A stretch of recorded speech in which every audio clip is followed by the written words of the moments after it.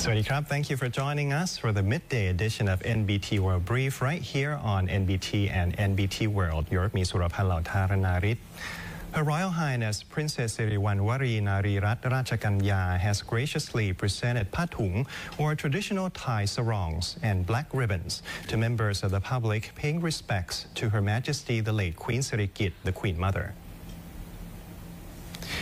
This afternoon, a ceremony is being held at Amon Piman Room, Bangkok City Hall, where representatives of the media are invited to attend the presentation of royal gifts bestowed by Her Royal Highness Princess SIRIVANNAVARI Narirat Rachakanya. The items, including 1,000 adult sarongs, 40 children's sarongs, 1,000 shoe bags, and 200 ribbons, will be used to support various activities and facilitate the public paying respects at SANAM LUANG. The ceremony is held in deep gratitude for Her Royal Highness's boundless royal grace and continued support for the people. The Foreign Ministry has called on Cambodia to take responsibility for a landmine explosion that injured 6 Thai soldiers near the border in Sisakhet province, setting out 3 key demands to prevent further escalation. Yesterday afternoon, spokesperson of the Ministry of Foreign Affairs, Nikondet Palangkoon, responded to the landmine explosion on November 10th, which injured 6 Thai soldiers, including one who lost his right ankle. Thai authorities say the mines were newly planted by Cambodian forces, calling the act a violation of Thailand's sovereignty and the Ottawa Convention. In response, Thailand has issued 3 demands to Cambodia.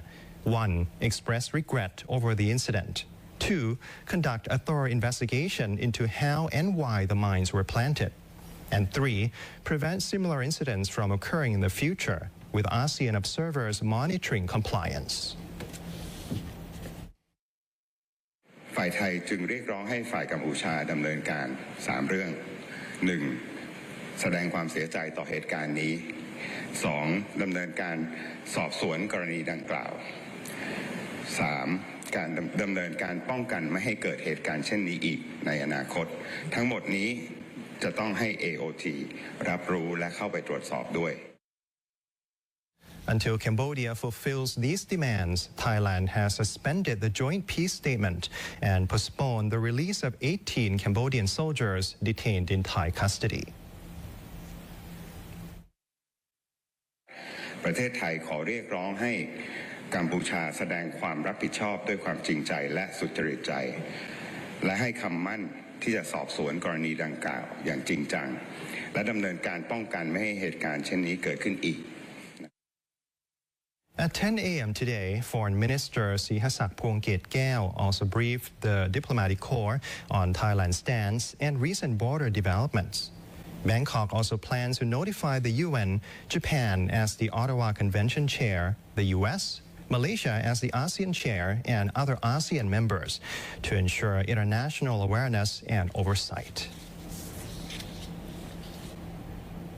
Malaysian Prime Minister Anwar Ibrahim has emphasized that Malaysia's role in the ongoing peace process between Thailand and Cambodia is strictly that of a facilitator, not a decision maker.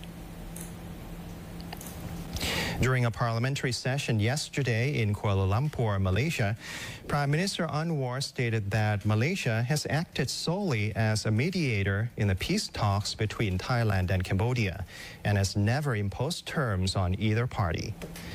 He recounted that when he previously brought the 2 prime ministers together, he made clear that they were the ones deciding the terms and that he was only there to help coordinate and promote peace. Anwar clarified that Malaysia did not set the parameters for the discussions. That responsibility rests entirely with Thailand and Cambodia themselves. He addressed criticism of Malaysia's mediation role by noting that in democratic societies, dissent and differing opinions are natural, and that Malaysia's efforts to foster peace should be understood in that context. Prime Minister Anwar also mentioned that recent tensions stemming from a landmine explosion allegedly involving Cambodian forces, which delayed Thai approval of certain agreements, have not undermined the broader peace process. He reaffirmed Malaysia's commitment to regional stability, especially given the country's current role as chair of ASEAN to the end of the year. Prime Minister Anutin Chanvirakul has ordered accelerated relief measures for flood-affected residents. Relevant agencies have been instructed to review compensation rates for areas receiving excess water and homes flooded for more than 30 days, with the process to be completed within this month.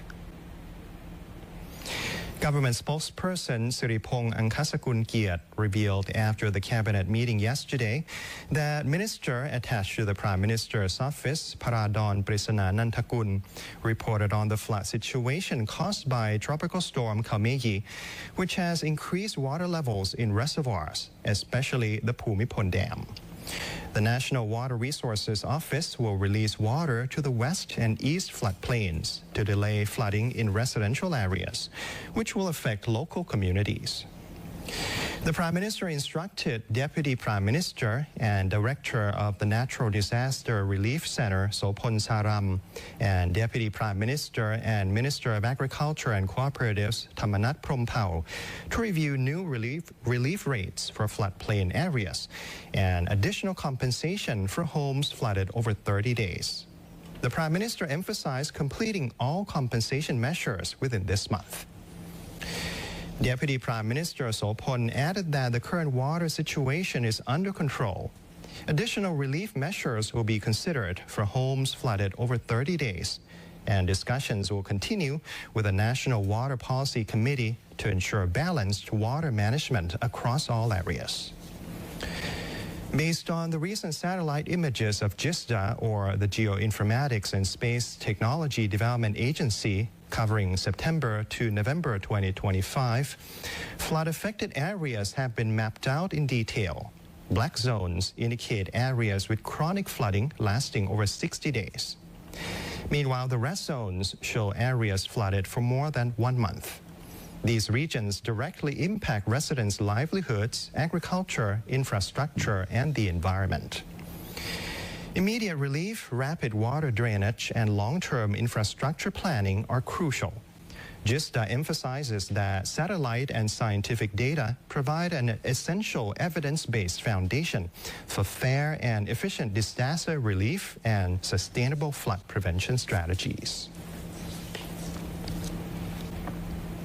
Online shoppers are being warned to stay alert during the 11/11 promotion period, as scammers are increasingly posing as online sellers. They may lure customers with suspiciously cheap products, fake investment offers, as well as fraudulent review jobs. Scammers often hide behind convincing profiles, fast replies, and friendly messages, but their goal is to steal money or personal information. Common tricks include fake transfers, selling non-existent products, over-the-top discounts, or inviting victims into fraudulent chat groups. Some even pretend to build trust before offering fake investment opportunities. Authorities remind that every click, chat, and transfer could be a trap. Victims may lose both money and personal data.